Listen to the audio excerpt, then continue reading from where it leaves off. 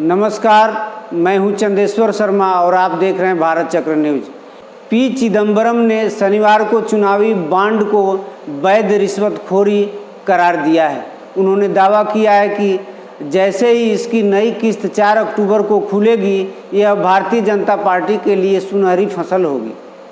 जिस चुनावी बॉन्ड पर कांग्रेस नेता चिदंबरम ने सवाल उठाए हैं, उस पर लगातार विवाद होते जा रहे हैं। बिना नाम के मिलने वाले चुनावी बॉन्ड को अपारदर्शी बताया जा रहा है, जबकि इसको पारदर्शिता के नाम पर ही शुरू किया गया था।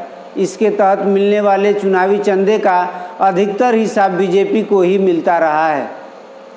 इसी को लेकर चिदंबरम ने बीजेपी पर हमला किया। उन्होंने ट्वीट किया, चुनावी बॉन्ड की 28वीं किस्त 4 अक्टूबर को खुलेगी, यह भाजपा के लिए सुनहरी फसल होगी। पिछले रिकॉर्ड को देखें तो यथाकथित गुमनाम चंदे का 90% हिस्सा भाजपा को जाएगा। 60 गांठ वाले पूंजीपति अपनी चेक बुक खोलकर दिल्ली में स्वामी और मास्टर को परोसेंगे। चुनावी बॉन्ड वैध रिश्वतखोरी है। उनका यह ट्वीट इसलिए आया है कि केंद्र सरकार ने एक दिन पहले ही यानी शुक्रवार को चुनावी बॉन्ड की 28वीं किस्त जारी करने को मंजूरी दी है। यह 4 अक्टूबर से 10 दिनों के लिए बिक्री के लिए उपलब्ध होगा। यह फैसला राजस्थान, मध्य प्रदेश, छत्तीसगढ़, तेलंगाना और मिजोरम में विधानसभा चुनाव से पहले आया है। इन राज्यों में चुनाव की तारीखों की घोषणा जल्द होने की संभावना है। बता दें कि राजनीतिक फंडिंग में पारदर्शिता लाने के प्रयासों के तहत चुनावी बॉन्ड को राजनीतिक दलों को दिए जाने वाले नगद चंदे के विकल्प के रूप में पेश किया गया है। क्या है चुनावी बॉन्ड? आज हम आपको बता रहे हैं कि मोदी सरकार ने 2017 में चुनावी डोनेशन योजना की घोषणा की थी। 2019 के आम चुनाव से एक साल पहले यह योजना 2018 में केंद्र सरकार लेकर आई। इसके तहत साल में 4 बार चुनावी बॉन्ड खरीदे जा सकते हैं। अप्रैल, जनवरी, जुलाई और अक्टूबर महीने के पहले 10 दिनों तक चुनावी बॉन्ड खरीदने का नियम तय हुआ था। मोदी सरकार ने पिछले साल नवंबर में हिमाचल और गुजरात चुनावों से पहले बदलाव किया। उसके मुताबिक केंद्र सरकार द्वारा राज्यों और केंद्र शासित प्रदेशों की विधानसभा के आम चुनावों के वर्ष में 15 दिनों की अतिरिक्त अवधि में चुनाव बॉन्ड खरीदने की तारीख तय की जा सकेगी। इस बॉन्ड को कोई नागरिक या बड़े कारपोरेट उद्योगपति भारतीय स्टेट बैंक की शाखा से खरीद सकते हैं। यह एक तरह का पैसे के रूप में वचन है जो आप किसी राजनीतिक दल को डोनेशन के तौर पर देते हैं।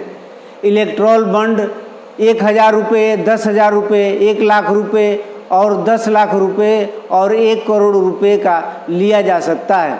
इसी को लेकर लगातार सवाल उठाए जाते रहे हैं कि जब चुनावी बॉन्ड खरीदने वाले की जानकारी सार्वजनिक नहीं होगी तो पता कैसे चलेगा कि कौन सा शख्स वैध या अवैध कमाई के चंदे के रूप में किसी पार्टी को दे रहा है।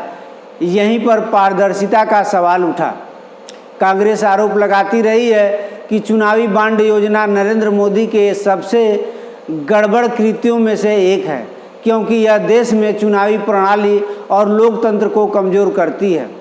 बता दें कि पिछले साल जून में चुनावी सुधार पर काम करने वाले संगठन एसोसिएशन फॉर डेमोक्रेटिक रिफॉर्म्स यानी एडीआर ने एक रिपोर्ट जारी की थी, जिसमें कहा गया था कि 2020-21 में बीजेपी को सबसे ज़्यादा चंदा मिला था। 20,000 रुपये से अधिक का चंदा देने के मामले में चुनाव आयोग में जमा की गई रिपोर्ट के अनुसार बीजेपी को वित्तीय वर्ष 2020-21 में 477 करोड़ 54 लाख रुपए का चंदा मिला, जबकि इसी अवधि के दौरान कांग्रेस को 74 करोड़ 5 लाख रुपए मिले थे।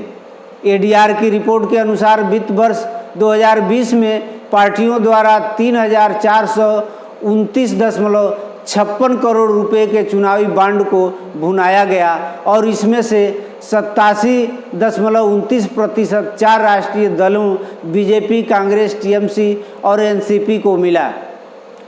एडीआर की रिपोर्ट के अनुसार बीजेपी ने साल 2019-20 में अपनी संपत्ति 4,847.7 7-8 करोड़ घोषित की। दूसरे नंबर पर मायावती की बीएसपी थी, जिसने अपनी संपत्ति 698.33 करोड़ बताई। कांग्रेस तीसरे नंबर पर रही और उसकी संपत्ति 588.16 करोड़ बताई गई थी। आज की खबर आपको कैसी लगी? आपकी इस खबर पर क्या राय है? आप कमेंट कर सकते हैं। साथ ही चैनल को सब्सक्राइब कर बेल आइकन को जरूर दबाएं और देखते रहें भारत चक्र न्यूज़। नमस्कार।